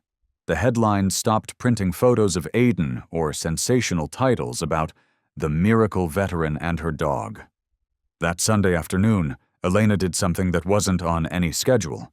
No training, no interviews, no reporters, just a walk. She invited Leah and Aiden to come along. They wandered past the edge of the backyard into a small forest clearing Elena used to avoid. It reminded her too much of the remote fields in Afghanistan, where helicopters once landed in fog and fire. But now, it was different. A meadow of soft grass stretched ahead. The sky is golden. The breeze was so gentle it made the wildflowers whisper. Elena laid out a small blanket. Leah brought a basket of biscuits and a thermos of tea. Aiden, without being called, curled up beside them, his head resting on Elena's leg. 3 bodies, 3 heartbeats, 3 pasts, now woven into a single present. No one said anything. They didn't have to. Leah lay on her side, doodling on the ground with a blade of grass. Elena poured tea, her movements quiet, steady. Aiden half-dozed, but one ear remained turned toward them, a guard's instinct, never fully off duty. The sky began to shift. The sun dropped, leaving a trail of soft orange light like a gentle farewell. Elena looked up. She no longer saw the world like a survivor. She saw it like someone who had been allowed to live again. Aiden stirred, placed his head in her open hand. Leah turned too, leaning against Elena's shoulder, her quiet smile still resting at the corner of her mouth. No big gestures, no conclusions, no grand lessons. Just this. They were still together, and for those who have known the full depth of loss, that alone is a miracle. The evening wind played gently with Elena's hair. She closed her eyes. And at that moment she wasn't a soldier, she wasn't a vessel of trauma, she was just a woman. Trusted completely by a dog, loved unconditionally by a little girl who called her aunt, not because of blood, but because of heart. A woman who didn't need medals to feel worthy. A woman who didn't need applause to know she had lived rightly. The sun finally dipped below the hills. The sky deepened to lavender. Leah curled beside Aiden. Elena gently pulled the blanket over both of them. Then laid back, arms folded, eyes on the sky, just breathing, just here, still, together. Aiden's tail gave a soft wag, no longer like a soldier, no longer a victim, but like a living soul, still breathing, still loving, still a place someone could come home to. And Elena, for the first time, wasn't counting the things she had lost. She was counting the things she still had, and was still holding. A few months later, Elena's old cabin was no longer just a shelter. The surrounding land had been cleared, wooden kennels were built, a small garden took root. A line of benches now faced the distant hills. Leah chose the name, Project Ember. Because fire doesn't have to blaze to stay alive, she said, eyes sparkling. As long as the embers glow, the fire's still there. Elena nodded, and all it takes is one breath to make it burn again. Project Ember didn't have fancy signs, no big budget, but it had the one thing that mattered most, a reason. Each month, they welcomed a few people, mostly veterans. Some hadn't slept through a night in years. Some had stood at the edge of balconies without knowing why they should go back inside. Alongside them came dogs that had been abandoned, aging canines, rescues from shelters, and those rejected for being untrainable. All of them met here, in a place with just enough sun, just enough wind, and a woman who once thought she'd never feel alive again. Elena didn't lecture. She didn't fix anyone. She simply sat beside them, gave small assignments, things like, take the dog to the riverbank. Don't speak, just walk. Write one sentence about yourself, but don't use the word past. Place your hand on the dog's back the next time your heart races. And Aiden, now a quiet symbol of everything resilient, lay beside those healing souls. No commands, no tricks, just presence, just enough for someone to reach out and learn that not everything broken has to be thrown away. One day, an old soldier, who hadn't spoken in 6 years, wept when Aiden laid his head in his lap. One night, a young woman who had been medicated into silence throughout her trauma therapy sat beside Leah and learned to draw dogs with gentle eyes. And one afternoon, Elena looked out her window and saw 2 men, both of whom had lost comrades in the same ambush, walking together with a blind dog between them. Neither man said a word, but both breathed a little deeper. A reporter once asked Elena, "What makes Project Ember different?" She smiled. "Because we're not trying to fix anyone. We just create space, so they can find their way back to themselves."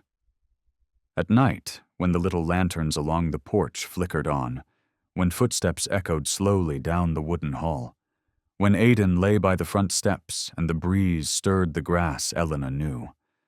Tomorrow would still bring unfinished business. The past could still show up uninvited. But this place, with imperfect people and dogs once forgotten. This place was a beginning, not a restart, but a continuation, with what's left of the heart. She shut the window, returned to her desk, and opened the old war journal, now more than halfway full. On a fresh page, she wrote, "Today, Aidan slept by my feet. Leah drew a dog with wings. And me, for the first time in a long, long while, I didn't feel like anything was missing." Outside, the wind kept moving. But inside, the fire had caught. At Project Ember, no 2 days were the same. Some were quiet, just people and dogs under the trees, saying nothing at all. Some were chaos, when a veteran suffered a panic attack and a newly rescued dog refused to eat. But one thing never changed. Every soul here was learning how to live again, not to get back to normal, but to find peace on their own terms. There was Rob, a combat veteran who hadn't left his house in 3 years due to severe anxiety. He was paired with Sienna, a blind Labrador who had been abandoned after her vision failed. On the first day, both were afraid of the crunch of boots on gravel. By the 3rd week, they walked side by side, past the fence. Rob didn't need medication. Sienna didn't need a leash. They only needed each other. There was a young woman named Casey. She had survived domestic violence. She was paired with a dog named Echo, abandoned after a car crash left one of his legs permanently weakened. Casey didn't believe in anyone. Echo didn't believe anyone would stay. But after 2 months, people began to see Casey sitting quietly in the yard, reading aloud to Echo. And Echo, curled by her feet, eyes closed, breathing steady like a child finally resting. It wasn't a miracle. It was just 2 beings relearning how to trust. Elena never called it therapy. She didn't track progress with charts. She simply sat beside them when needed. And let Aidan take over when words fell short. One veteran, who had tried to end his life 5 times, spent a quiet afternoon by the river with Aidan. At the end of it, he whispered, "For the first time in 14 years, I wasn't afraid to look at the water." Elena wrote that down in her journal, not to hold on to, but to remind herself, even the smallest step is a kind of resurrection. Leah, now older, better at drawing, better at reading canine eyes than most adults, often taught the veterans how to do something surprisingly hard. Just sit still. "Not everyone needs to do something to feel better," she'd say. "Sometimes sitting quietly with a creature that doesn't speak is enough." Everyone chuckled when they heard that. But eventually, they all tried it, and all of them felt a little lighter. One afternoon, Elena sat on the bench near the small garden. Around her, people who had once hit rock bottom were now watering delicate flower beds, or scratching the ears of drowsy dogs sprawled out on sunlit bricks. She saw a man who once said, "I died in 2010, now holding a camera, capturing a moment of Leah and Aidan playing. She saw another, discharged from service for being mentally unstable, now calmly recording the dog's vaccine schedule in neat blue ink. She saw things she once thought were extinguished, now glowing quietly again. No one said it out loud. No one gave it a name. But Elena knew. This was what she had once lost. And now, what she had chosen to rebuild. With her whole heart. Someone once asked her, "How long will Project Ember last?" She answered, "As long as there's someone who hasn't given up." That evening, the sun was gentle. The breeze is just enough to soften the edges of the world, as if the sky itself had learned how to ease up for hearts once torn apart. Elena stood on the porch, tea in hand, watching Leah and Aidan in the yard. Leah chased butterflies through the lavender bushes, arms waving in slow arcs. Aiden didn't chase, but bounded around her in short, eager hops. Sometimes leaping at a pale flutter of wings, sometimes glancing back at her as if to ask, "Ready? Should I keep going?" Leah's laughter rang out. Soft, but enough to melt into the golden air. Aiden wagged his tail, didn't bark, just bounced once more, then flopped into the grass, tongue out, eyes half shut, ears still perked. Elena didn't call them, didn't join in. She just stood there, one hand wrapped around the warm tea, letting herself breathe in time with someone else's joy. The breeze caught her coat. A butterfly drifted past the railing. Elena reached out not to catch it, just to feel that it was really there. Then she looked back at Aiden and Leah, and somewhere inside her, not in words, not out loud, Elena whispered, "Healing isn't forgetting. It's continuing, and we are continuing." The next day, a weathered man appeared at the gates of Project Ember, carrying a faded backpack. On his chest, stitched into his worn jacket, was a frayed patch, the insignia of an old unit. He didn't say much, only asked, "Is there a place here for someone who isn't sure they've got enough left to start again?" Elena turned to Aiden, resting under a tree nearby, eyes open, waiting. Elena smiled and nodded. "We don't need people who are ready. We just need people brave enough to walk in even if they're trembling." That man, later, would be paired with a dog who'd lost one ear in an accident. They didn't talk much, but everyone saw them, walking together each evening, moving in their own rhythm. Slow but steady. A few weeks later, a new arrival asked Leah, "What do you do here?" She paused, thought for a moment, then said, "I'm here to remind people that it's still possible to feel joy even after you've been sad for a really long time." Aiden, like a quiet breath, kept doing exactly what he was born to do. Be there. No tricks, no explanations, just presence. And for people who had once been abandoned, that alone was a miracle. At the end of each day, Elena would write a single line in her notebook. Who smiled today? Beneath it, she'd jot a name. No rules, no right answers. Some days it was a new guest, some days a dog, and some days it was her. The journal was nearly full now, but Elena didn't feel the need to start a new one. She'd write to the very last page and then close it. Tuck it away, like a letter never meant to be reread, but kept as proof. It was written. That evening, the sun melted behind the hills. Leah had fallen asleep on the wooden bench, head resting on Aiden's shoulder.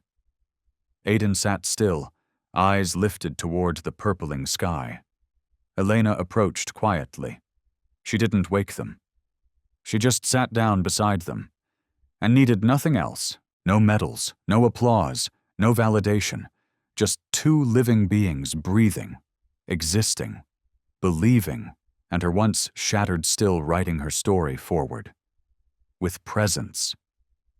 We often think it takes time to heal a heart, but sometimes the miracle begins with a single look. From a dog who doesn't need words to understand and doesn't need a reason to stay. Aiden was not just a German shepherd. He was a living symbol of loyalty, of a connection that defies the limits between species and souls. In his eyes was the steady gaze of a friend willing to walk with you through the storm of memory. In his breath, echoes of broken spirits that never gave up on each other. And in the journey of Elena, of Leah, of all those who had once been undone, Aiden was the red thread, the quiet ember that helped light the path back to hope. German shepherds with their sharp minds, deep protective instinct, and gentle hearts aren't just pets. They're family. The friend who never asks, "Are you okay?" but somehow always knows when to sit beside you. This story isn't just about reunion.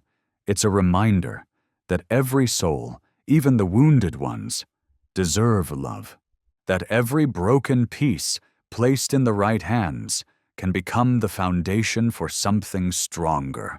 And sometimes, to begin again, all we need is a wag of the tail and the warm breath of a creature who speaks no words, but never, ever leaves. Love dogs not just because they're loyal, but because they teach us how to love again, even after we've been hurt. And if you're carrying something that hasn't healed yet, remember, somewhere out there, a dog like Aiden might be waiting for you to realize you are still worthy of being held with a whole heart.